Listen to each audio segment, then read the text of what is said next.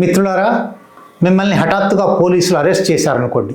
మమ్మల్ని ఎందుకు అరెస్ట్ చేస్తారు, మేమేమీ నేరం చేయలేదు కదా అని కూడా మీరు అనవచ్చు. కానీ ఈ దేశంలో వేలాది మంది, లక్షలాది మంది అట్లా కారణాలు లేకుండానే, నేరాలు చేయకుండానే అరెస్ట్ అవుతూ ఉన్నారు. అరెస్టు చేయడం పోలీసులకు ఒక యథావిధిగా మారిపోయింది.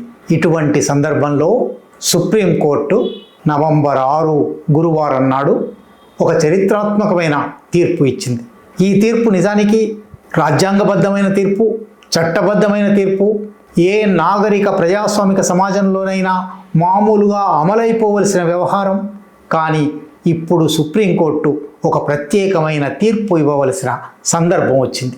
ఏమిటిది? ఎవరినైనా అరెస్ట్ చేస్తే తప్పనిసరిగా పోలీసులు కారణాలు చెప్పాలి. ఇది రాజ్యాంగంలో అధికరణం 22(1) చాలా స్పష్టంగా ఒక వ్యక్తిని అరెస్ట్ చేయగానే వీలైనంత త్వరగా ఆ కారణాలు అతనికి లేదా ఆమెకు చెప్పాలి అని రాజ్యాంగం రాసి ఉంది. రాజ్యాంగంలో అధికరణం 22 అంటే ప్రాథమిక హక్కుల కింద ఉంది. కానీ సర్వసాధారణంగా పోలీసులు ఒక వ్యక్తిని అరెస్ట్ చేసినప్పుడు కారణాలు చెప్పరు, కారణాలు రాసి ఇవ్వరు. రోజుల తరబడి అక్రమ నిర్బంధంలో పెట్టుకుంటారు. రాజ్యాంగబద్ధంగా 24 గంటల లోపల మెజిస్ట్రేట్ ముందర హాజరుపరచాలి అని ఉన్నప్పటికీ హాజరుపరచరు.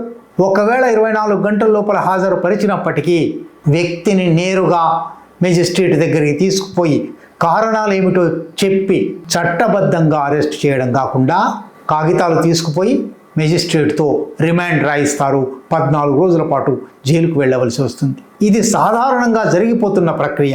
కానీ ఈ ప్రక్రియలో ఇప్పుడు justice B R Gavai, justice A G Masih వాళ్ళ ఇద్దరి ద్విసభ్య ధర్మాసనం ఒక మైలురాయి వంటి తీర్పు చెప్పింది.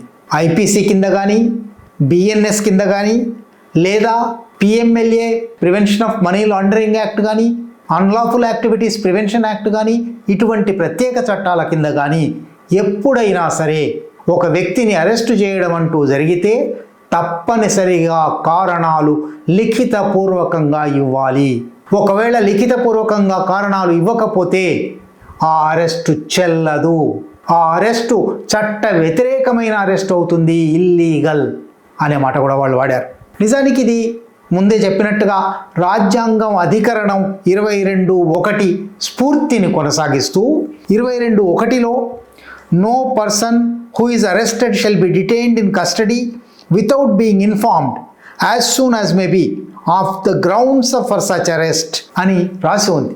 దీన్ని ఉటంకించి ఈ తీర్పులో ఇది నాట్ మియర్ ఏ ఫార్మాలిటీ, అది కేవలం లాంఛనప్రాయంగా రాసిన మాట కాదు, రాజ్యాంగంలో రాసిన మాట, but a mandatory binding constitutional safeguard. ఇది తప్పనిసరిగా అమలు చేయవలసిన, ఖచ్చితంగా పాటించవలసిన రాజ్యాంగ రక్షణ అని చెప్పారు. ఇది పాటించకపోవడం వేలాది సందర్భాల్లో జరుగుతున్నది. ఇది పాటించకపోవడం అంటే అధికరణం 21 కింద విన్న జీవించే హక్కు ఉల్లంఘనే, ప్రాథమిక హక్కుల ఉల్లంఘనే అని కూడా అన్నారు. వాళ్ళు 4 వేరువేరు స్థాయిలు చెప్పారు. మొట్టమొదటిది, అన్ని నేరాల విషయంలోనూ, అన్ని రకాల అరెస్టుల విషయంలోనూ, అన్ని రకాల చట్టాల నిబంధనల విషయంలోనూ కారణాలు చెప్పకుండా అరెస్టు చేయడం అనేది కూడదు. తప్పనిసరిగా కారణాలు చెప్పడం అనేది అన్ని చోట్ల వర్తిస్తుంది. 2, కారణాలు చెప్పడం అంటే వాళ్ళు ఇష్టం వచ్చినట్టుగా చెప్పడం కూడా కాదు. కారణాలు ఏ వ్యక్తిని అరెస్ట్ చేస్తున్నారో ఆ వ్యక్తికి అర్థమయ్యే భాషలో ఆ వ్యక్తి, మనం గతంలో కూడా చాలాసార్లు చెప్పుకున్నాం చాలా అరెస్టుల సందర్భాల్లో. ఉదాహరణకు వరవరరావు గారి మీద పూనా పోలీసులు ఒక కేసు పెట్టినప్పుడు ఆయన అరెస్టు కారణాలు, వారెంటు మరాఠీలో తెచ్చారు. మరాఠీ వరవరరావు గారికి అర్థం కాదు. ఇటువంటి సందర్భాలు కొన్ని వేలు లక్షలు ఉంటాయి దేశంలో. నిర్బంధితులకు అర్థం కాని భాషలో ఆ కాగితాలు రాస్తారు. ఇప్పుడు సుప్రీంకోర్టు తీర్పు, కారణాలు అరెస్టు అవుతున్న వ్యక్తికి, ఏ వ్యక్తిని అరెస్ట్ చేస్తున్నారో ఆ వ్యక్తికి అర్థమయ్యే భాషలో లిఖితపూర్వకంగా ఇవ్వాలి అని ఒక ఆదేశం, తప్పనిసరి పాటించవలసిన సూత్రం చెప్పారు. దానికి ఇంకా ముందుకు తీసుకువెళ్ళి, ఒకవేళ అరెస్టు చేస్తున్నప్పుడు కానీ, అరెస్టు చేసిన వెంటనే కానీ కారణాలు లిఖితంగా ఇవ్వడానికి వీలు లేని పరిస్థితి ఏదైనా ఉంటే మౌఖికంగానైనా కారణాలు చెప్పాలి.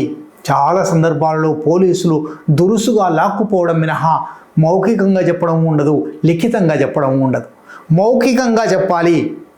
ఆ తర్వాత 24 గంటల పాటు మెజిస్ట్రేట్ ముందర హాజరుపరచడానికి సమయం ఉంటుంది కాబట్టి ఆలోపు తగిన సమయంలో లిఖితపూర్వకంగా ఆ కారణాలు ఇవ్వాలి. ఒకవేళ మెజిస్ట్రేట్ ముందు రిమాండ్కు తీసుకుపోతారు కదా, హాజరుపరచడానికి కనీసం 2 గంటల ముందు తప్పనిసరిగా లిఖితపూర్వకమైన అరెస్టు కారణాలు ఇవ్వాలి. 4, ఇది పాటించకపోతే, పైన చెప్పిన 3 పాటించకపోతే అరెస్టు, దాని తర్వాత రిమాండ్. నిజానికి చాలా సందర్భాలలో చట్ట వ్యతిరేకంగా అరెస్ట్ జరిగిపోతుంది. చట్ట వ్యతిరేకంగానే మెజిస్ట్రేట్లు పోలీసుల ఒత్తిడికి లొంగి రిమాండ్ కూడా ఇస్తున్నారు.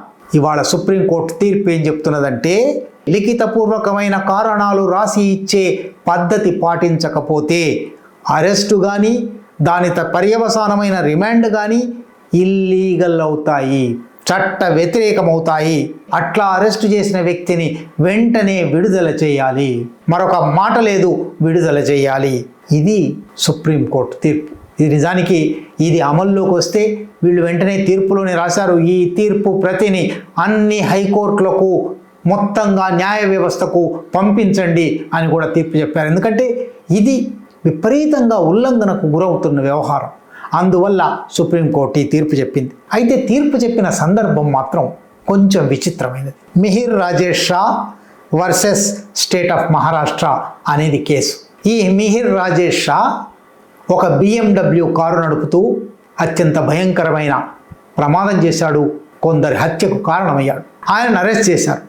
అరెస్ట్ చేస్తే తన అరెస్టు చెల్లదు అని ఆయన బొంబాయి హైకోర్టుకు వెళ్ళాడు. బొంబాయి హైకోర్టు ఈయన అరెస్టు పద్ధతిలో కొన్ని లోపాలు ఉన్నాయి, కానీ అరెస్టు చెల్లుతుంది, అరెస్టు ఇల్లీగల్ కాదు, లీగలే అని బొంబాయి హైకోర్టు అంది. దాని మీద వాళ్ళు సుప్రీంకోర్టుకు వచ్చారు. సుప్రీంకోర్టుకు వస్తే ఒక రోడ్డు ప్రమాద కేసులో నిందితుడు, నిజంగానే నేరస్తుడు, ఇప్పటికే మధ్యంతర బెయిల్ మీద ఉన్నాడు.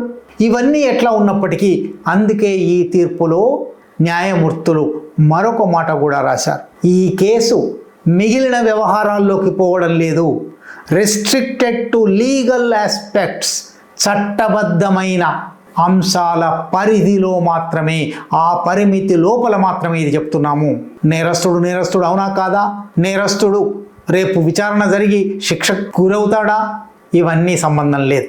ఇప్పుడు అరెస్ట్ అనేది ఎట్లా జరగవలసి ఉంది, రాజ్యాంగం ప్రకారం, చట్టం ప్రకారం ఎట్లా జరగవలసి ఉంది, ఇది మాత్రమే ఇవాళ సుప్రీంకోర్టు చెప్పింది.